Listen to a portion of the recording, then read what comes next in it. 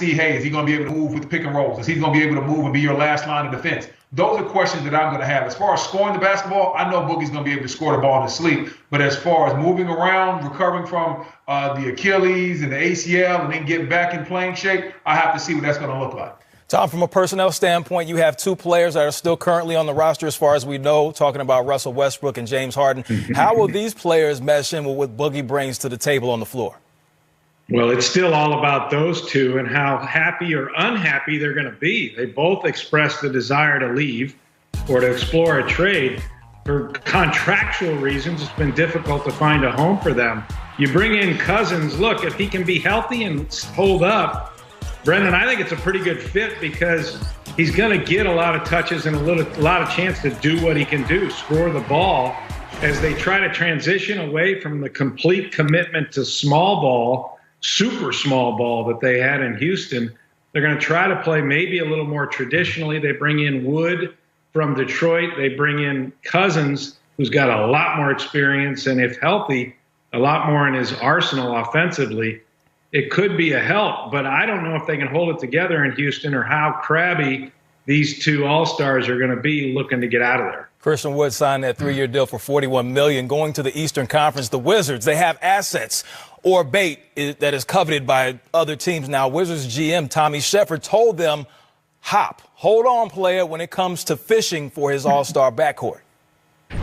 There's no plans to trade John. Obviously, that's unfortunate this time of year. I think the bait and tackle shop's wide open for business. There's a lot of people that get excited on the internet or whatnot. But I was with John this morning. I watched him work out. He had another fantastic workout. Talked to all of our players. I talked to Bradley today. He's excited about getting back here, getting ready to get to training camp. I think the story, it's a new story now with John and Bradley versus it's not a sequel. Some might look at this as gamesmanship. Some might look at it as the real deal. Tom, coming to you, buy or selling what GM Shepard is saying about his backcourt? Well, there's no plan to trade John Wall because there's nobody that'll take John Wall. $132 million left on his deal, $44 million a year guaranteed, and we know he hasn't played for coming up on 3 years, and when he played before that, it wasn't much. So there's just a slew of money left at that age with that injury history, and that PO at the end means player option, so it's going to be there.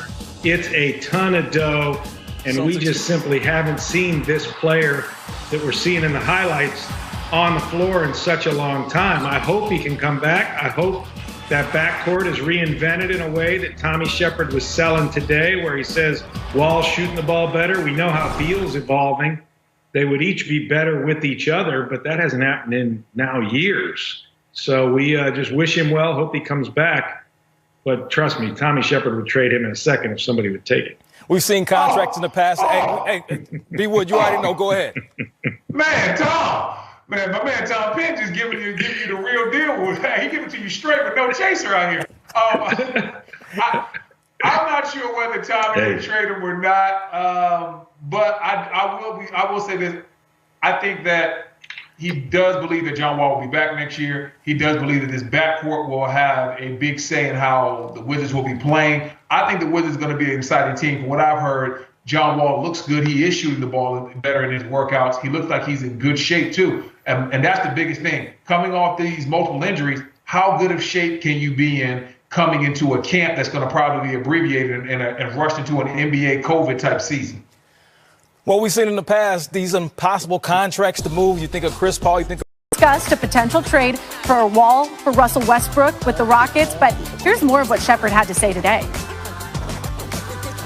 There's no plans to trade John. Obviously, that's unfortunate this time of year. I think the bait and tackle shop's wide open for business. There's a lot of people that get excited on the internet or whatnot, but there's no issues with John and I. There's no issues with John and the Wizards. There's no issue with anybody other than we just want to go out and get between the lines, where life makes a little bit more sense right now than it does. So we're getting ready for whatever is ahead of us. Now, Wall still has 3 years remaining on that lucrative 4-year contract extension he signed back in 2017. But the #1 overall pick in the 2010 NBA draft missed most of the last 2 seasons after rupturing his Achilles back in 2019. We are now joined by NBA insider Adrian Wojnarowski. Woj, what should this mean moving forward for John Wall and Bradley Beal, who are both set to be reunited on the court for the first time in 2 years? Yes, and I think that's more the question for the Washington Wizards. Not so much what John Wall wants, but what does Bradley Beal want? Because in Wall's absence, Beal has become the unquestioned franchise player for them, and they're building this organization around him, and they want to keep him long term. And I think both Bradley Beal and Tommy Shepard have really liked what they've seen with John Wall in his rehab. They've seen him. They feel like he's improved his three-point shot. Tommy Shepard says he's seen the explosion back with John Wall. He's been out of the league for a very long time. I think they want to see what they look like together back on the court and go from there. Okay, well, how about another duo now to the West? How are the Rockets planning on moving forward with James Harden and Russell Westbrook at this point? Well, they have not engaged on James Harden in trade talk, but Russell Westbrook they have. That's not an easy trade to make, and I think for the Rockets, getting back into training camp and starting the season is probably a more likely scenario than Westbrook even moving. They're going to bring DeMarcus Cousins in to training camp. Our Tim McMahon reported, see if they can resurrect his career. He has faced several significant injuries in the last couple of years, and he'll get another opportunity to make that Rockets roster. All right, well, it was a crazy weekend in free agency, but now I want to know what potential significant moves could still be looming this week with NBA training camps opening in just over a week. Well, Tuesday is an interesting day to watch. Bogdan Bogdanović's offer sheet with the Atlanta Hawks. The Kings have to make a decision. Are they going to match the offer sheet for the restricted free agent and keep him? Or that 4-year, $72 million deal, do they let him go to Atlanta? And so they've got about another 24 hours before they have to tell the league and tell Atlanta what they're going to do. So they're making that decision. And I think you're going to see some more extensions. There's a lot of extension-eligible players. Brandon Ingram in New Orleans, OG Anunoby in Toronto, Bam Adebayo in Miami. You'll start to see those. And, of course, Giannis Antetokounmpo has until December 21 to decide on that 5-year Supermax contract. Very interesting. I can't believe we're talking training camp already. It feels like the season just ended. But, Woj, thank you so much. Thanks, Ash. NBA Donovan Mitchell and the Jazz agreed to a 5-year max extension worth to up $195 million. Wrap your brain around that one.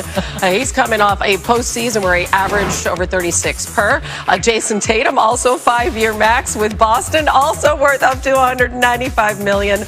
First-time All-Star in 2020, and the Lakers agreed to a deal with Marc Gasol, the defending champs, really reworking that front court. They also traded JaVale McGee to the Cavs to clear up some space for the Gasol signing. Nice and busy times right here in the middle of football season for NBA insider Brian Windhorst. So can we start with Giannis, our 2-time reigning NBA MVP, because he enters the final season of his contract, as we all know, but he could sign the Supermax, 5 years, $228 million to remain with the Bucks. What sort of ripple effect could that have, Wendy, on the rest of the league going forward? Well, Hannah, it's really everything. To be honest with you, we just had the craziest week of NBA transactions in league history, but nothing is more important than waiting on this Giannis extension. If he extends, the Bucks are the gigantic winners of this offseason. If he does not extend, we're going to see a mad rush and dash to prepare for his possible free agency next summer. And if you look at moves that teams have made across the league, whether it's the Miami Heat signing 4 players to 1-year contracts, whether it's the Toronto Raptors tailoring the contracts of their players so that they have more room next year, or the Dallas Mavericks making trades to clear off guaranteed money, those teams believe there's a chance that Giannis may not sign it. And so the whole league, in one way or another, is sitting on the edge of their seats waiting for that decision. Okay, so let's really play this thing forward now. Let's talk about Anthony Davis, because the whole world expects him to return to the Lakers. So how potentially could what Giannis is doing or ends up doing impact the type of contract that AD ends up getting? Yeah, it's unusual for AD to delay his re-signing for this long. And one of the things he could be watching is what Giannis does. If Giannis elects to sign the extension, then we could see AD potentially sign for longer.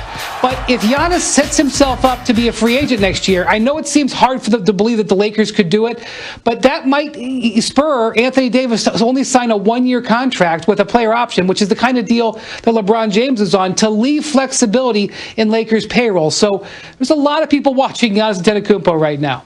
I know that as you were busy getting all this information, you probably had one eye on the football screen, as we all did yesterday, and stood up when we heard Derek Carr's audible in the Chiefs' Raiders.